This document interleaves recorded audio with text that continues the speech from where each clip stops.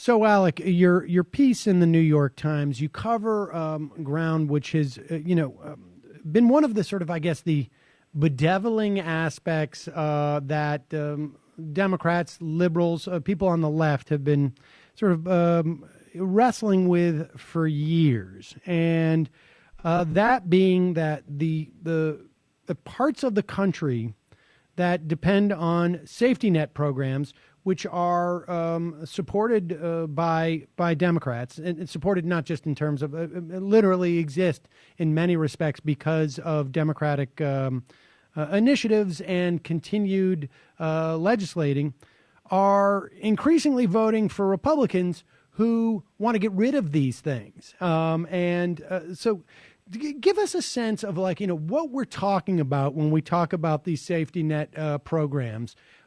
Traditionally, what they've been in, of course, over the past couple of years through Obamacare, there has been additions, if not expansions, of these programs. That's right. Obamacare expanded Medicaid in the states that accept the expansion for people who are very very far down the income ladder. But then, of course, before that, we've had for many years we've had food stamps, the SNAP program. We've had Social Security disability program for people who are unable to work. Before that, of course, we had cash welfare, but that got scaled back by a lot in the 90s under welfare reform. But in the last few years, it really has been that the new program has been Medicaid, the Medicaid expansion under Obamacare in the states that did accept that part of the law. But you've also seen a really big expansion in the last decade or so of the food stamp program. That it's pretty striking how much those rolls have grown, and that goes back actually before Obama. That started under George W. Bush. That you saw just a really big growth. I think it's now up to, it is, I want to say 70 million people or so. It's huge, the number of people who are getting some kind of SNAP benefits. We should say, in terms of the SNAP benefits, the growth has been less a function of changing the requirements. In other words, the pool of people who, on paper, the pool of people that the program encompasses has not grown in the way that it has for Medicaid. Under Obamacare, if a state accepts it, Medicaid now is provided for people up to 133% of poverty, whereas it used to be just up to 100% of poverty. SNAP benefits have not changed in that way. It's just that more people are eligible for them in the wake, in particular, of the financial crisis. So, but and before we move on to a perfect example of that dynamic that you write about is in Kentucky, where it's quite possible literally hundreds of thousands of people are going to lose their health insurance through Medicaid. Why isn't things like Medicare and Social Security sort of part of this dynamic? How is that different in some way? Well, the difference, of course, between Medicare and Social Security and Medicaid is that Medicare and Social Security are there for all of us in a sense, where we all pay into it to some extent.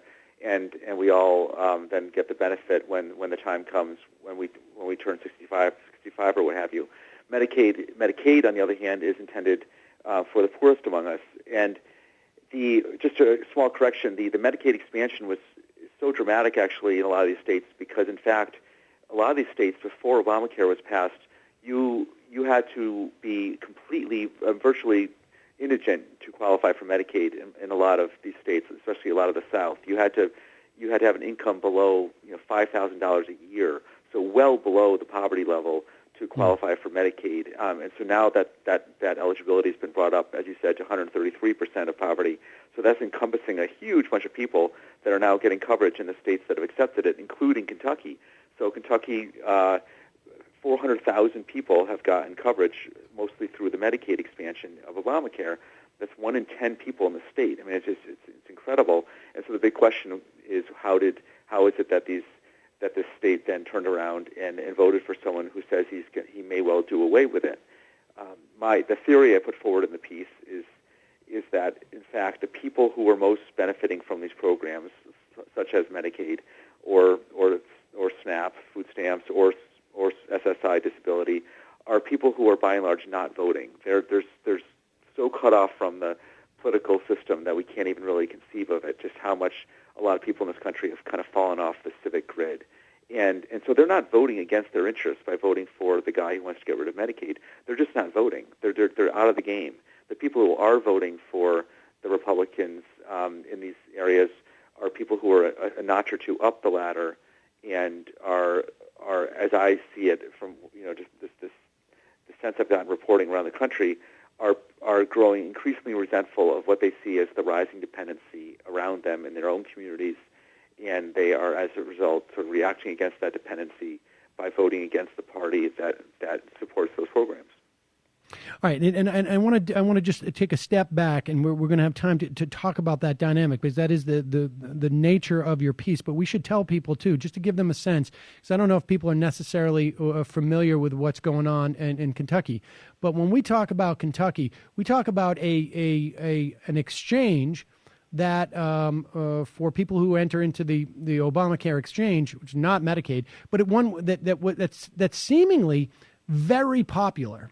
And then, like you say, the Medicaid expansion, hugely beneficial to hundreds of thousands of people. And to what extent did that Republican candidate, Bevins, who ran against, it was an open seat, to what extent did that Republican candidate target or run on the idea of repealing Obamacare and the Medicaid expansion in that state? He's a very conservative Republican. He's a real, sort of Tea Party style Republican. So he's been very, very opposed to Obamacare. He actually ran against Mitch McConnell in the Senate primary last year and lost to McConnell, but ran against Mitch McConnell from the right, which tells you something. And he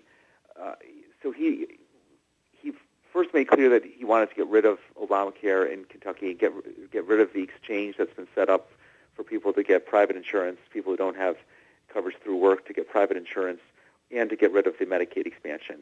As time went on, he started to muddle it a little bit because he surely was aware of just how big the stakes were, and that there might be some risk of provoking people into coming out to vote in defense of their health care. So he when he was asked about it later in the race, he'd kind of veer back and forth. He'd say, "Yeah, I'm getting rid of it," or he'd say, "No, I'm just going to reform it and cut it back quite a bit from what we have." And so, at the very least, I think we can say with confidence that this is a guy who it would be very reasonable for voters to associate with some hostility towards it, right? Absolutely. Even if they didn't have a policy prescription that would eliminate it, this guy shared a hostility towards this stuff that, in some way, these voters who either identify or don't with the Republican Party by ID certainly shared that level of hostility. So let's dig into this idea, or we got to take a break. When we come back, let's dig into this idea of what is behind this hostility. How much of it is sort of based upon race? How much of it is simply based upon people's specific examples? And how much of it is, in some ways, an embarrassment to the extent that some people have actually been or received government assistance through the years, and now they no longer have to, and they want to sort of erase that relationship from their past or reinterpret it in some way. We'll talk about those aspects when we return. So, Alec, as you're reporting on this story and you're looking into the dynamic where there's two things at play here, why you see states that rely, where there's a large part of a state's population that rely on redistributional government programs, on safety net programs, where there doesn't seem to be any electoral impact, at least in favor of those programs. And you talked to a voter, a woman named Pamela Daugherty that you mentioned in the piece.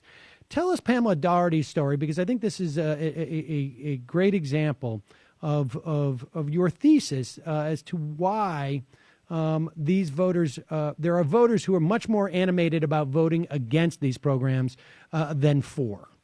Right. Well, Pamela Daugherty is someone I met at a restaurant in 2012. She's a Rick Santorum supporter, the very conservative Pennsylvania senator who was running for president that year.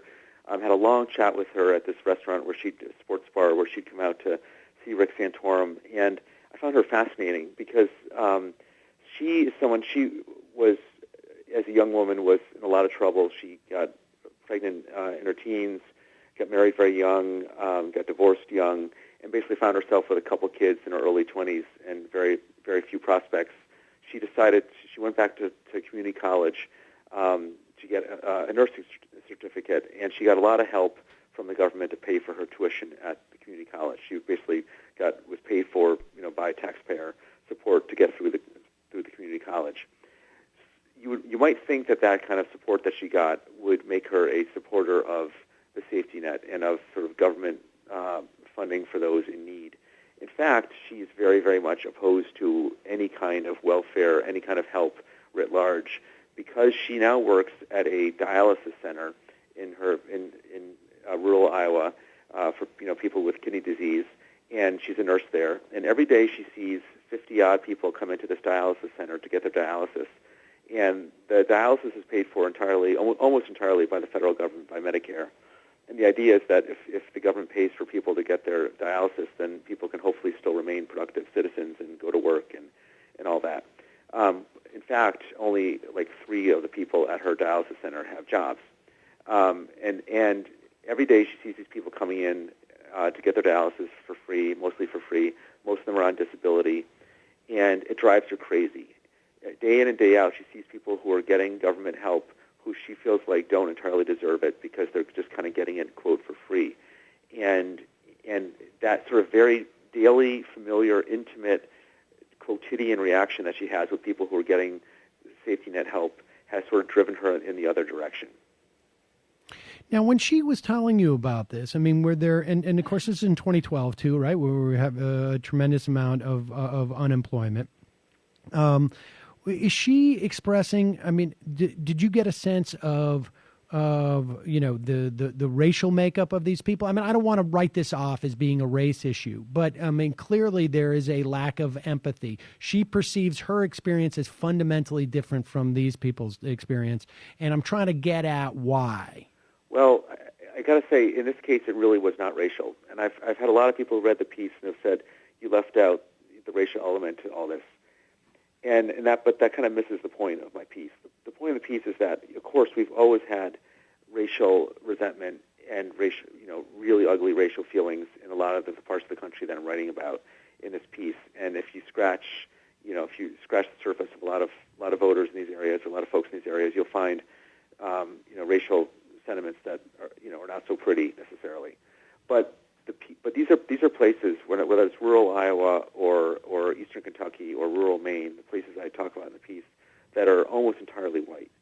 Mm-hmm. And the resentment that people are feeling toward people around them who are getting help for free, and who are getting this sort of what's seen as undeserved assistance, is toward people who are white and are people who look like themselves and are often even family members. There was a woman in Maine who was just quote unfortunately got cut from the piece, but a woman in Maine who was very upset at her own son.